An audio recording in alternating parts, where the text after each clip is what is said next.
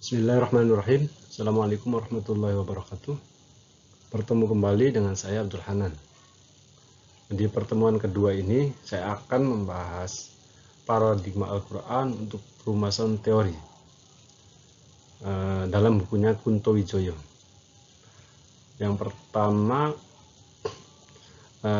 kita akan melihat cara pandang ilmu pengetahuan, yang kedua paradigma, ketiga Al-Quran, keempat perumusan teori, kelima analisis, dan keenam kesimpulan. Ada 6 poin yang akan kita bahas pada pertemuan kedua ini. Cara pandang ilmu pengetahuan. Jadi cara pandang ilmu pengetahuan itu kan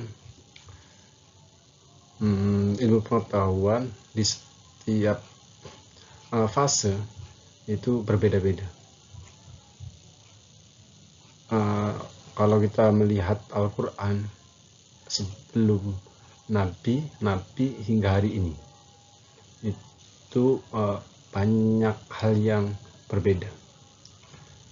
Dalam cara pandang ilmu pengetahuan, pada tahap tertentu ini memiliki cara penalaran. Jadi lebih ke cara penalarannya itu seperti apa dan bagaimana. Dalam ilmu pengetahuan atau perumusan teori, dalam Islam itu menawarkan paradigma Al-Quran untuk perumusan teori. Kemudian apa itu paradigma? Dalam bukunya Kunto Wijoyo, paradigma itu dia mengutip beberapa tokoh Thomas Kuhn, Karl Marx, Immanuel Kant, Wittgenstein. Menurut Thomas Kuhn, paradigma adalah realitas sosial yang dibentuk oleh pola pikir, pola kajian ilmiah, pola pengetahuan. Jadi dari pola pikir, mode of knowing ini, jadi orang bergerak itu berdasarkan apa yang ada dalam akal pikiran, dari apa yang dia pikirkan. Seumpama ini tentu berbeda-beda. Setiap orang ini memiliki pola pikir yang berbeda-beda. Orang melakukan sholat itu mesti memiliki pola pikir yang berbeda-beda. Ada yang sholat untuk ibadah, ada yang sholat untuk mendekatkan diri kepada Allah, ada yang sholat untuk memudahkan rezeki, ada yang sholat untuk menggugurkan kewajiban. Nah, ini berbeda-beda. Dari pola pikir ini atau mode of knowing ini menuju pola kajian ilmiah atau Thomas Kuhn menyebutkan mode of inquiry. Tentu mode pola kajian ilmiah ini menghasilkan pola pengetahuan, mode of knowing. Jadi dari pola pikir, kemudian menghasilkan pola kajian ilmiah, kemudian yang terakhir menghasilkan pola pengetahuan. Kemudian yang kedua, paradigma menurut Karl Marx, ideologi atau paham tertentu tentang pemikiran. Jadi ideologi yang ada dalam diri manusia, subjek itu mereka bergerak itu dari ideologi, dari keyakinan-keyakinan. Semisal keyakinan orang melakukan jual beli, transaksi itu dari apa yang dia pelajari dari kitab-kitab hadis umpama gitu. Itu itu dari ideologi atau paham tertentu. Kemudian menurut Immanuel Kant, paradigma itu cara mengetahui atau skema konseptual, dan yang terakhir bahwa paradigma adalah cagar bahasa ya. Jadi bagaimana memahami realitas, bahasa itu mengungkapkan realitas, kira-kira gitu, mengungkapkan realitas yang pelik. Di realitas itu tidak sekedar apa yang tampak, tapi dia memiliki bagian-bagian yang pelik gitu. Jadi memahami segala sesuatu itu memiliki landasan-landasan yang begitu banyak, kira-kira sederhananya seperti itu. Nah, ini penting juga Al-Quran. Jadi dari paradigma, kemudian apa sih Al-Quran, bagaimana sih paradigma Al-Quran. Ini dari bukunya Kunto Wijoyo ini, bahwa paradigma dalam Al-Quran ini itu yang pertama ada konstruksi pengetahuan, kemudian ada gambaran aksiologis, dan yang terakhir ada wawasan epistemologis. Konstruksi pengetahuan ini dia sekedar merumuskan desain besar mengenai sistem Islam, termasuk sistem ilmu pengetahuan. Kemudian kalau gambaran aksiologis ini kaitannya dengan bagaimana dia menggambarkan cara kita dalam menggunakan ilmu. Jadi orang bergerak, orang melakukan sesuatu sosial, ilmu-ilmu sosial itu berlandaskan ilmu. Dan terutama ilmu itu cara pandang paradigma Al-Quran. Itu gambaran aksiologis. Kemudian gambaran wawasan epistemologis. Menurut Kunto Wijoyo ini, gambaran epistemologis ini itu paradigma Al-Quran itu sebagai dasar hakikat dalam pengetahuan. Jadi kalau makna itu ada makna kedua dan makna ketiga. Kalau ulama usul itu ada makna hakikat, ada makna majazi. Makna kedua, makna dasar, makna hakikat dalam pengetahuan, justifikasi, dan rasionalitas keyakinan. Ini yang melingkupi tentang wawasan epistemologis. Tujuannya apa sih memahami paradigma Al-Quran ini? Ya agar kita mengetahui hikmah-hikmah atau makna selain makna hakikat itu. Kita mengetahui makna majazi, makna lapisan-lapisan makna.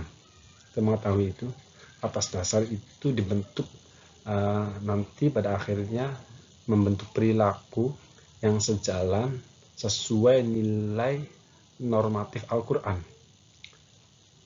baik pada level moral ataupun pada level sosial.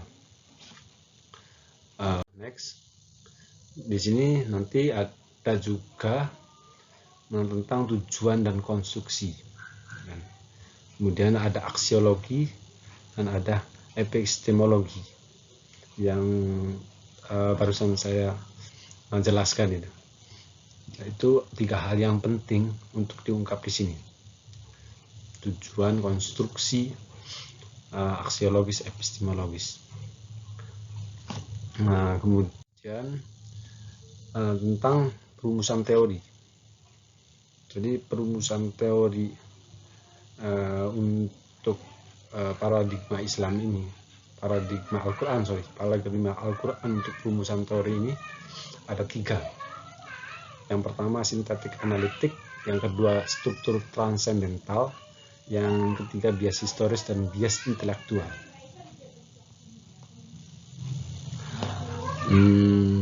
Sintetik analitik ini semacam pendekatan pendekatan yang menganggap bahwa makna dasar dalam kandungan Al-Quran itu berdasarkan dua hal. Yang pertama konsep-konsep, yang kedua kisah, sejarah atau perumpamaan-perumpamaan. Dalam makna Al-Quran, kandungan Al-Quran itu tentang konsep-konsep itu lebih merujuk kepada pengertian-pengertian normatif, doktrin-doktrin etika, aturan-aturan legal, ajaran keagamaan, dan sebagainya. Kalau tentang kisah sejarah atau perumpamaan itu dia lebih ke arah ajakan perenungan agar menemukan hikmah melalui kisah-kisah yang ada dalam Al-Quran. Kemudian nanti berkontemplasi terhadap kejadian itu, kejadian masa lalu diharapkan tidak terulang hari ini, kejadian hari ini, peristiwa yang lalu kemudian tidak terjadi juga di kemudian hari. Nah, itu hikmah-hikmah yang tersembunyi atau makna-makna majazi. Kemudian dari titik analitik tadi mengenai konsep dan kisah sejarah, sini juga konsep itu ada yang terkait konsep-konsep itu ada yang abstrak dan ada yang konkret. Abstrak ini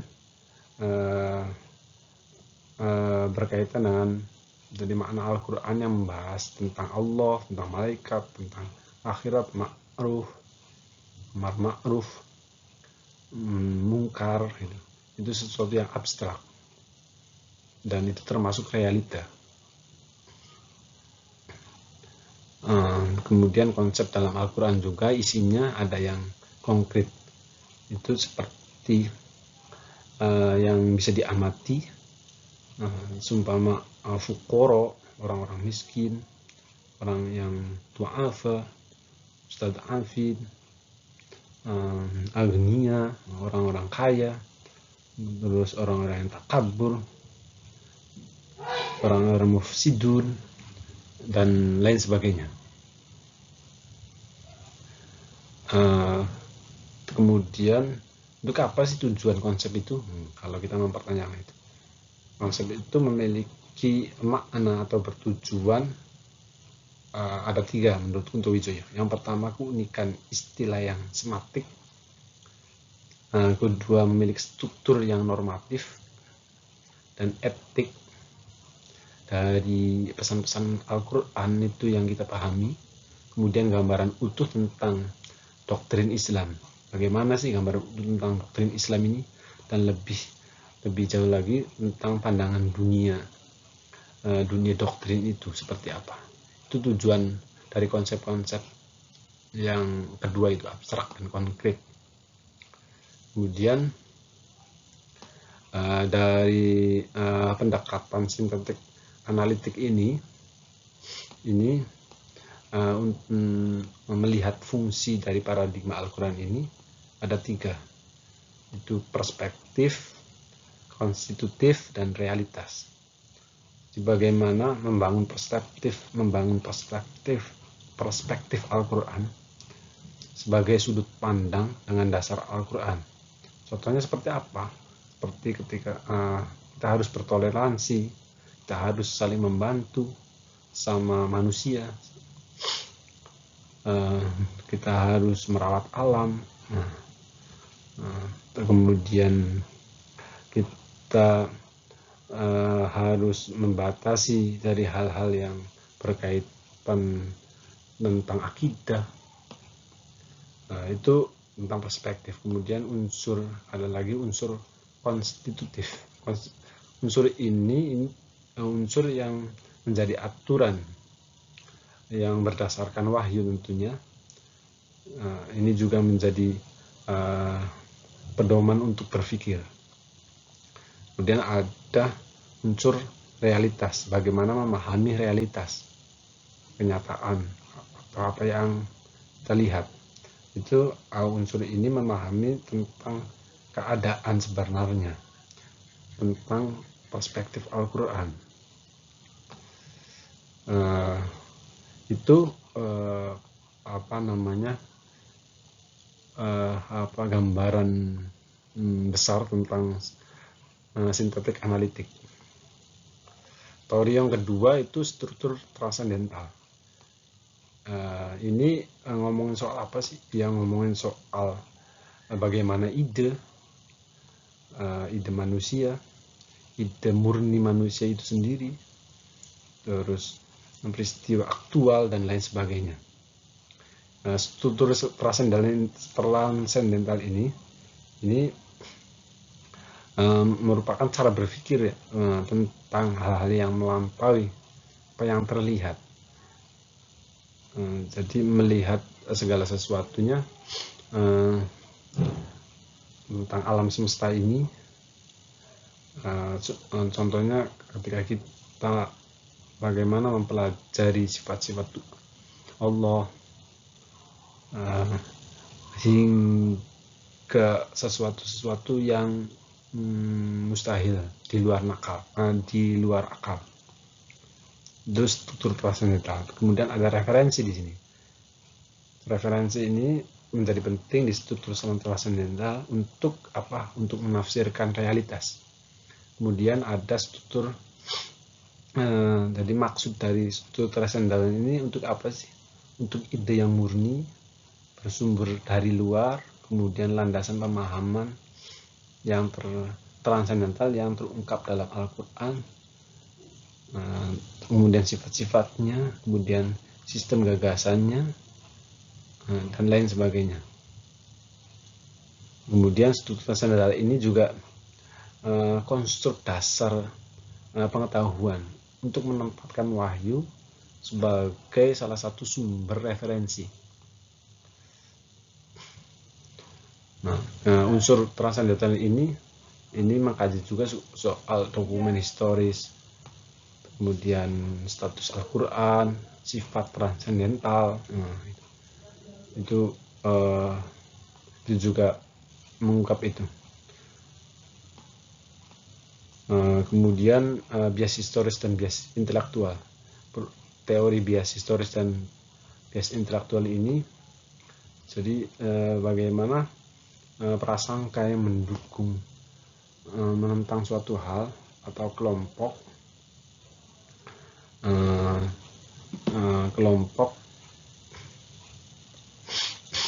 dibandingkan dengan hal lainnya yang dianggap tidak adil dalam pemahaman terhadap situasi historis kontemporer, sebagaimana bias intelektual.